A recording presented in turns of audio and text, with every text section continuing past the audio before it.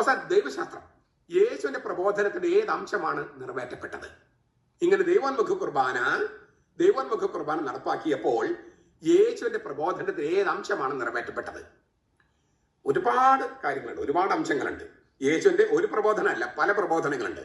എന്നാലും നമ്മൾ ഒരുപാട് നീട്ടിപ്പോകാതിരിക്കാൻ വേണ്ടിയിട്ട് ചുരുക്കം ചില വചനങ്ങൾ മാത്രം ഞാൻ പറയാം. ഒന്ന്, ലൂക്കാസിന്റെ സുവിശേഷം 23-ാം അധ്യായം. കുരിശിൽ കിടക്കാണ്. കുരിശിലെ ബലി, ആ ബലി അവന്റെ പ്രത്യാഗമനം വരെ അനുഷ്ഠിക്കണമെന്നാണ് ഇതെന്റെ ഓർമ്മയ്ക്കായി ചെയ്യുവനെന്ന് പറഞ്ഞപ്പോൾ കർത്താവ് ഉദ്ദേശിച്ചത്. ഇതെന്റെ ഓർമ്മയ്ക്കായി ചെയ്യുന്നു പറഞ്ഞാൽ കുരിശിലെ ബലി. അതുകൊണ്ടാണ് പൗലോസ് ലേഖ കൊരിന്തോസ്യർക്ക് എഴുതിയ ലേഖനത്തിൽ പറഞ്ഞത്, ഈ അപ്പം മുറിക്കുമ്പോഴും ഈ പാനപാത്രം കുടിക്കുമ്പോഴും അവന്റെ മരണം, കുരിശ മരണം, അവന്റെ രണ്ടാമത്തെ ആഗമനം വരെ നാം പ്രഖ്യാപിക്കുകയാണ്. അപ്പൊ കുരിശിലെ ബലി, ആ കുരിശിലെ ബലിയിൽ കർത്താവ് എന്താ ചെയ്തത്? പിതാവേ, അവരോട് ക്ഷമിക്കണമേ, അവരെന്താണ് ചെയ്യുന്നത് അവർക്ക് അറിഞ്ഞുകൂടാ. ഈശോ മിശിഹ ആരെ വിളിച്ച് ആരെ നോക്കി കിടക്കണേ? പിതാവേ, പിതാവേ. യേശു ക്രിസ്തു പിതാവിങ്കിലേക്ക് തിരിഞ്ഞാണ് കിടക്കണേ. ആ യേശു ക്രിസ്തുവിന്റെ സ്ഥാനത്ത് നിൽക്കാൻ വേണ്ടിയാണ് അവന്റെ പൗരോഹിത്യത്തിന്റെ ആത്മാവിനെ വട്ടോളിയെ പോലുള്ള പുരോഹിതന്മാർ ഇട്ടിരിക്കുന്നത്. ഇതുകൊണ്ടാണ് ഇൻ പെർസോണ ക്രിസ്തി എന്ന ലത്തീൻ വാക്ക് അച്ഛന്മാർക്ക് ഉപയോഗിക്കുന്നത്. അച്ഛന്മാര് യേശു ക്രിസ്തുവിന്റെ ആളത്വത്തിൽ നിൽക്കുകയാണ്, യേശു ക്രിസ്തുവിന്റെ ആളത്വത്തിൽ. എന്നിട്ട് പിതാവിങ്കിലേക്ക് നോക്കിയിട്ട് പിതാവിനെ വിളിക്കണം, പിതാവേ. പിതാവ് പുറകിലാണെങ്കിൽ ഇല്ലേ ഇങ്ങനെ വിളിക്കുക, അല്ലെങ്കിൽ അങ്ങോട്ട് തിരിഞ്ഞാൽ നിൽക്കുക. പിതാവേ, അവരോട് ക്ഷമിക്കണേ, അവരെന്താണ് ചെയ്യുന്നത് അറിഞ്ഞുകൂടാ. അതേ അധ്യായത്തില് കർത്താവ് ഈശോ വീണ്ടും പറയാണ്, പിതാവേ, അങ്ങയുടെ കരങ്ങളിൽ എൻ്റെ ആത്മാവിനെ സമർപ്പിക്കുന്നു. പിതാവിനെ നോക്കിക്കൊണ്ടാണ് കർത്താവ് കുരിശിൽ മരിക്കുന്നത്. അതുകൊണ്ട് ഈ കുരിശ് മരണത്തിന്റെ കർത്താവ് കുരിശിൽ മരിക്കുമ്പോൾ സ്വർഗത്തിൽ എന്തോ സംഭവിച്ചുവെന്ന് ഹെബ്രായ ലേഖനം പറയുന്നുണ്ട്, വെളിപാട് പുസ്തകം പറയുന്നുണ്ട്. അതുകൂടി കൂട്ടിച്ചേർത്ത് വായിക്കണം. ക്രിസ്തു കുരിശിൽ മരിച്ചപ്പോൾ എന്താണ് യഥാർത്ഥം സംഭവിച്ചത്? ഹെബ്രായ ലേഖനം 9, 11, 12. എന്നാൽ ക്രിസ്തുവാകട്ടെ വരാനിരിക്കുന്ന നന്മകളുടെ മഹാപുരോഹിതനായി വന്നിട്ട് കൈപ്പണിയല്ലാത്തതായി, മനുഷ്യന്റെ കൈപ്പണിയല്ലാത്തതായി എന്ന് വെച്ചാൽ ഈ സൃഷ്ടിയിൽ ഉൾപ്പെടാത്തതായി വലിപ്പവും തികവുമേറിയ ഒരു കൂടാരത്തിലൂടെ ആട്ടുകൊറ്റന്മാരുടെയും കാളക്കുട്ടികളുടെയും രക്തത്താൽ അല്ല, സ്വന്തം രക്തത്താൽ തന്നെ ഒരിക്കൽ മാത്രം വിശുദ്ധ മന്ദിരത്തിൽ പ്രവേശിച്ച് എന്നേക്കുമുള്ള വീണ്ടെടുപ്പ് ഉറപ്പാക്കി. വിശുദ്ധ മന്ദിരത്തിൽ പ്രവേശിച്ച് സ്വന്തം രക്തത്താൽ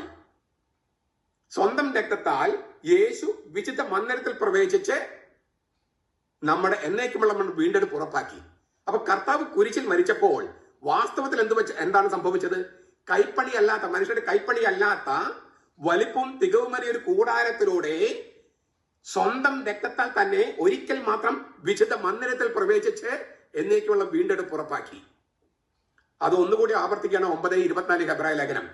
കൈപ്പണിയും സാക്ഷാലുള്ളവരുടെ പ്രതിബിംബവുമായ വിശുദ്ധ മന്ദിരത്തിലേക്ക് അല്ല, പിന്നെയോ ഇപ്പോൾ നമുക്ക് വേണ്ടി ദൈവസന്നിധിയിൽ പ്രത്യക്ഷനാവാൻ സ്വർഗത്തിലേക്കാണ് ക്രിസ്തു പ്രവേശിച്ചത്, മഹാപുരോഹിതൻ എന്ന നിലയില്.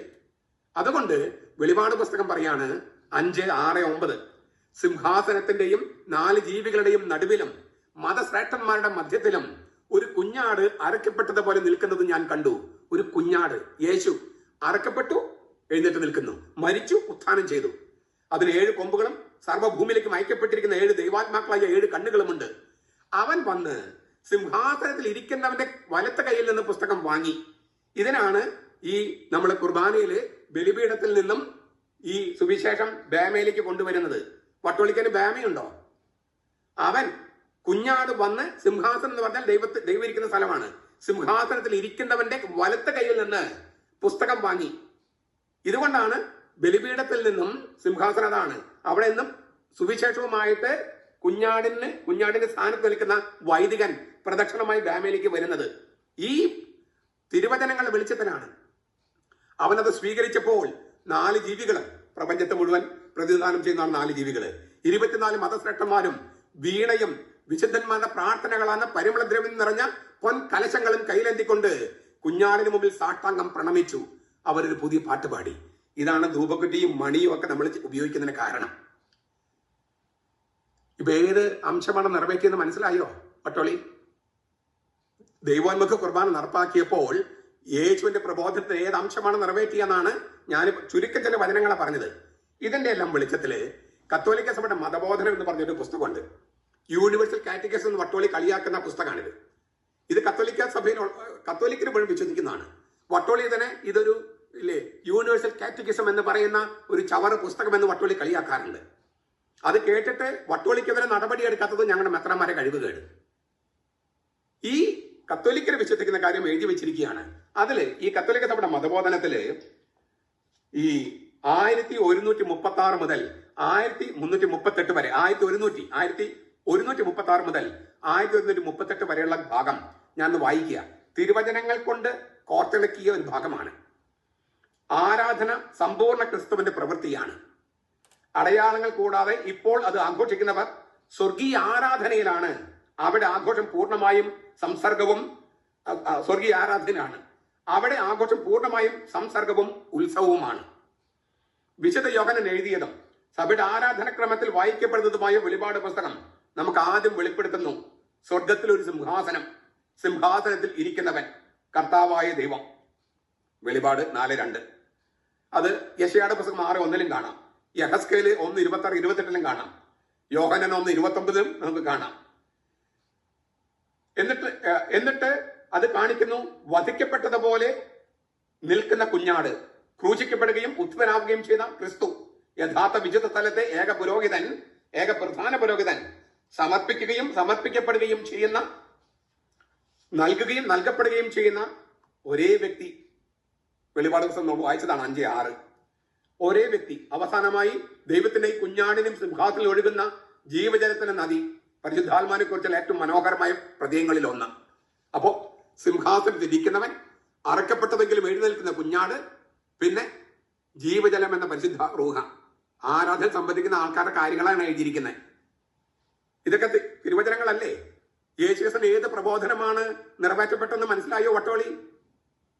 ക്രിസ്തുവിൽ സമാഹരിക്കപ്പെട്ട് ദൈവസ്തുതിയുടെയും അവിടുത്തെ പദ്ധതിയുടെ നിറവേറ്റലിന്റെയും ശുശ്രൂഷയിൽ പങ്കെടുക്കുന്നവർ ഇവരാണ്.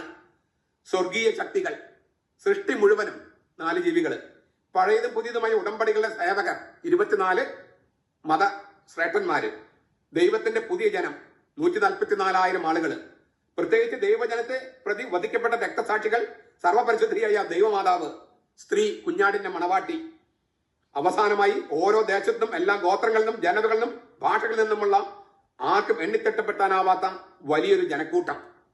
ഇവരൊക്കെയാണ് ഈ ലിറ്റർജിയിൽ, കുർബാനയിൽ പങ്കെടുക്കുന്നത്. ഇതെല്ലാം തിരുവചനങ്ങളല്ലേ? ഈ ഭാഗം എടുത്തിട്ട് അതിന്റെ ഫുട്നോട്ട് നോക്കിയാലേ ഏതൊക്കെ തിരുവചനമാണ് അവിടെ എഴുതിയിട്ടുണ്ട്. ഞാൻ ചിലതൊക്കെ സൂചിപ്പിച്ചു.